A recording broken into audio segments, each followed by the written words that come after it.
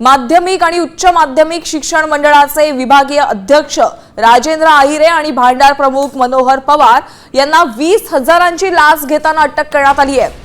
विद्युत कंत्राटदाराचे थकीत देयक मंजूर करण्यासाठी या लाचेची मागणी करण्यात आलेली होती। लाचलुचपत प्रतिबंधक विभागानं सापळा रचून ही कारवाई केलेली आहे। आपण थेट जाऊयात प्रतिनिधी विकास मिरगणे यांच्याकडे। विकास, आपण पाहतोय शिक्षण विभागातून एक धक्कादायक माहिती समोर आलेली आहे, काय अधिकचे अपडेट्स आहेत? अटक करण्याला अधिकाऱ्यांचे राजेंद्र मणिक आहिरे आणि जे 55 वय असून उपसंचालक म्हणून मुंबई विभाग मंडळाचे अध्यक्ष आहेत वाशीचे, ते एसएबी नवी युनिट सुमारे 1च्या समोर आज सापळा रचून कारवाई करण्यात आलेली आहे। या प्रकरणामध्ये अनेक काही अधिकारी आहेत का याचाही तपासणी जी आहे ती सुरू करण्यात आलेली आहे। त्यामुळे एकूणच काही या कालावधीमध्ये जर अनेक छापे टाकण्याचा प्रयत्न इथे करण्यात आले, त्यामुळे अनेक अधिकाऱ्यांची चौकशी करण्याची मागणी सुद्धा इथे केली जात आहे।